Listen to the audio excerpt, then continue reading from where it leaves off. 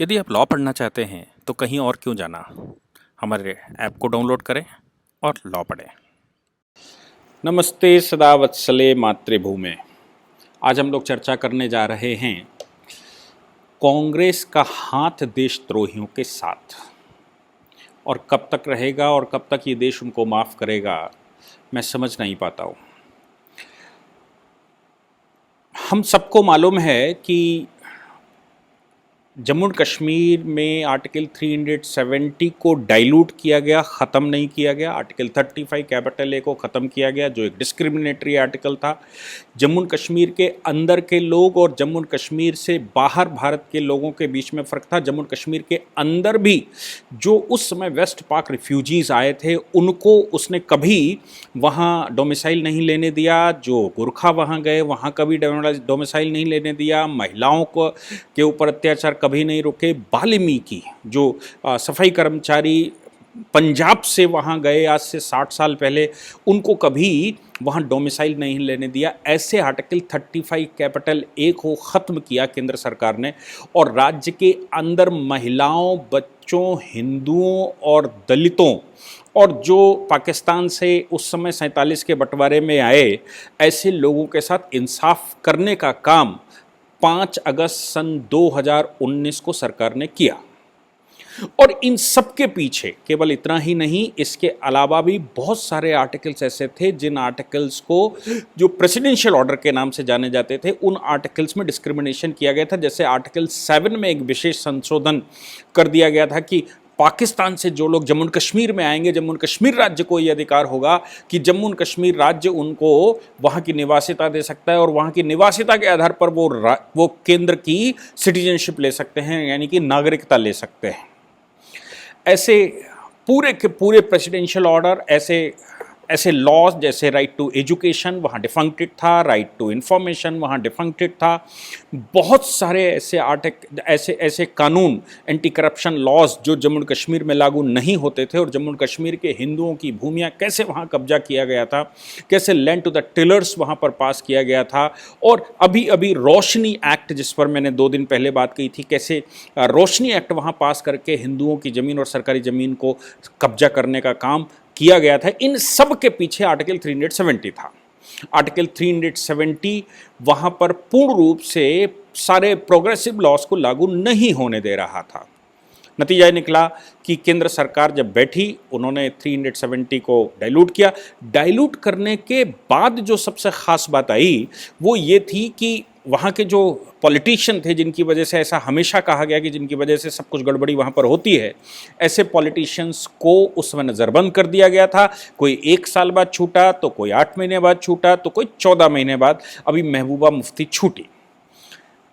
मैं पहले भी कह चुका हूं कि फारूक अब्दुल्ला तो मार्च में ही छूट गए थे, तो मार्च से अब तक 6 महीने तक वो क्या करते रहे पता नहीं, लेकिन महबूबा मुफ्ती के छूटते ही और रोशनी एक्ट जैसे ही वहां पर घोटाला खुला, और हाई कोर्ट ने जिस प्रकार से रोशनी एक्ट में संज्ञान लिया और सीबीआई को केस फॉरवर्ड किया, और एक 64 पेज का उसमें उन्होंने जजमेंट लिखा और बताया कि शॉकिंग है कि देश में ऐसा भी हो सकता है कि इतने बड़े घोटाले 25,000 करोड़ या उससे ऊपर के हों और उस पर एक इन्वेस्टिगेशन ना हो और हाई कोर्ट उस पर संज्ञान ना ले।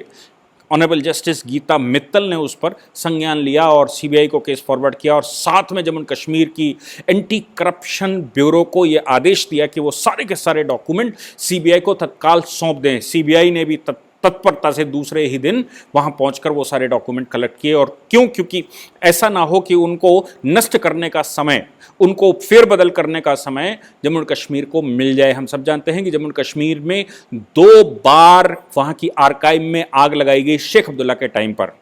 क्यों? क्योंकि वो जो ओरिजिनल डॉक्यूमेंट्स थे महाराजा हरि सिंह के, ऐसा ना हो कि वो डॉक्यूमेंट्स बच्चों के हाथ लग जाएं और उनको सत्यता पता लग जाए। इसलिए जम्मू कश्मीर राज्य में कॉन्स्टिट्यूशन ऑफ जम्मू कश्मीर नहीं पढ़ाया जाता था। कॉन्स्टिट्यूशन ऑफ जम्मू कश्मीर इसलिए नहीं पढ़ाया जाता था कि कॉन्स्टिट्यूशन ऑफ जम्मू कश्मीर खुद कहता है कि Jammu Kashmir is and shall be the integral part of India. वो डॉक्यूमेंट कहता है, वो कॉन्स्टिट्यूशन कहता है, इसलिए नहीं पढ़ाया जाता था। अभी जब महबूबा मुफ्ती छूट कर आई तो हम सब जानते हैं कि 5 अगस्त को जब ये एब्रोगेट हो रहा था या संशोधन लाया जा रहा था, उससे पहले गुपकार डिक्लेरेशन, गुपकार रोड पर बैठकर बात की गई थी, गुपकार डिक्लेरेशन आया था, सबने मिलकर केंद्र सरकार को घेरने की कोशिश की थी, लेकिन वो सफल नहीं हो पाए क्योंकि उससे गुपकार डिक्लेरेशन के तुरंत बाद उनकी गिरफ्तारी हो गई और उनको रिस्टोर किया गया। अभी ये सब छूट कर आए हैं तो इन्होंने People's Alliance for Gupkar Declaration नाम का एक नया संगठन बनाया। ये बिल्कुल वैसे ही है जैसे किसी समय हुर्रियत काम करता था और हुर्रियत बाद में डिफंक्टेड हो गया था और नई पीढ़ी वहाँ सत्ता में आ गई थी, वो पीडीपी के नाम से आई हो या वो किसी और के नाम से आई हो, एनसीपी के नाम से आई हो, वो उस समय सत्ता में आ गए और हुर्रियत कॉन्फ्रेंस हाशिए पर चली गई, केवल भाषण देने का काम बचा था। वैसा ही हुर्रियत कॉन्फ्रेंस की तरह ही एक नया alliance, People's Alliance for Gupkar Declaration हुआ है। अभी वो डिक्लेरेशन हुआ थर्सडे को, चलिए ठीक है, वो लोग छूट कर आए, उनको अपनी जान भी बचानी है, जम्मू कश्मीर वापस भी जाना है, जम्मू कश्मीर में जाकर उनको अपने शक्ल भी दिखानी है और जो आतंकवादी हैं उनका भी उन्हें सामना करना पड़ेगा, इसलिए ये लोग अपनी जान बचाने के लिए ऐसा कोई डिक्लेरेशन करते हैं तो समझ आता है।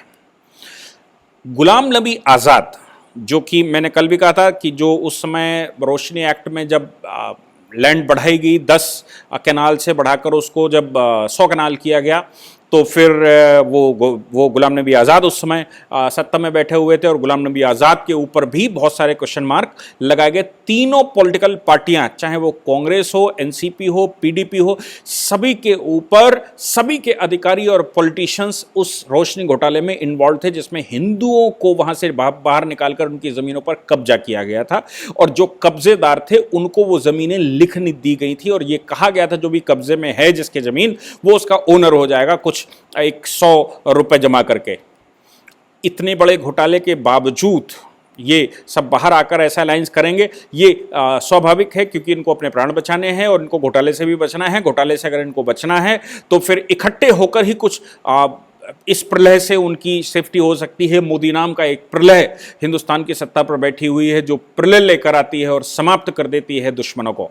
अब देश विरोधी शक्तियां एक साथ इकट्ठे होकर ही आ सकती हैं। गुलाम नबी आज़ाद भी ऐसा कहते हैं तो समझ आता है, लेकिन जब Congress president, vice president, senior leaders ऐसा कहते हैं तो कुछ बात हजम नहीं होती। जैसे अभी जिस समय ये अलायंस हुआ, उस अलायंस को सपोर्ट करने के लिए पी चिदम्बरम, जो अभी कुछ समय पहले ही जेल में थे घोटालों को लेकर, अपने बेटे के घोटालों को लेकर, मनी लॉन्ड्रिंग को लेकर, ईडी के चंगुल में फंसे हुए थे, सीबीआई के चंगुल में फंसे हुए थे, किसी प्रकार इनके प्रकार ने बेल मिली और बेल लेकर बाहर आए।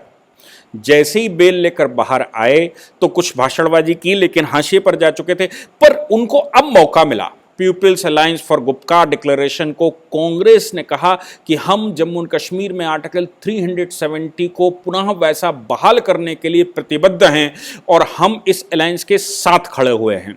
और साथ में ये भी पी चिदम्बरम जैसे सीनियर लॉयर ने कहा कि ये अनकॉन्स्टिट्यूशनल है। जब कोई सीनियर लॉयर ऐसा कहता है कि अनकॉन्स्टिट्यूशनल है तो फिर, और वो पब्लिक में भाषण देता है तो बड़ा कष्ट होता है, क्योंकि ऑलरेडी इन लोगों ने केसेस सुप्रीम कोर्ट में डाल रखे हैं आर्टिकल 370 को लेकर, प्रेसिडेंशियल ऑर्डर को लेकर, 5 अगस्त सन 2019 के अमेंडमेंट को लेकर या उसके बाद के प्रेसिडेंशियल ऑर्डर को लेकर ऑलरेडी पिटीशन पड़ी हुई है जो सुप्रीम कोर्ट की बड़ी बेंच, 5 जजों की बेंच सुन रही है।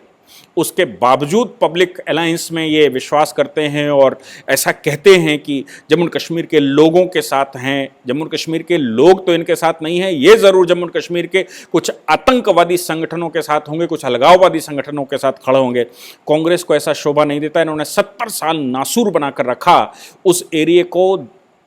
पंडित नेहरू को मैं पंडित कहूँ या ना कहूँ, बड़ा शर्म आती है। नेहरू ने आधा जम्मू एंड कश्मीर पाकिस्तान को भेंट में दे दिया।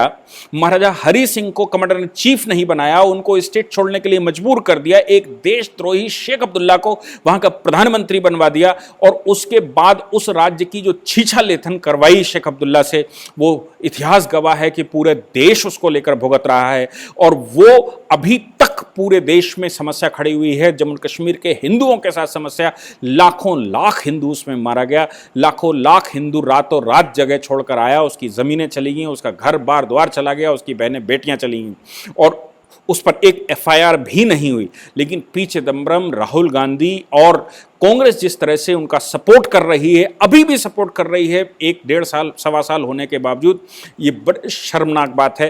कांग्रेस आज फिर वही खेल खेलने की कोशिश कर रही है जो सीएए के अमेंडमेंट के दौरान उन्होंने खेला था, और रोड पर पब्लिक को बहका कर उतार कर जम्मू पूरे हिंदुस्तान में उन्होंने दंगे करवा दिए थे। और इन दंगों का नतीजा निकला था कि सैकड़ों लोग मारे गए थे। दिल्ली अकेले में 50 से 70 लोग मारे गए थे, और उसके अलावा हजारों लोग घायल हुए थे। पूरे विश्व में भारत की छवि खराब करने के लिए इन्होंने पूरी शक्ति पूरे संसार में लगाई, उसके बावजूद वो सफल नहीं हुए।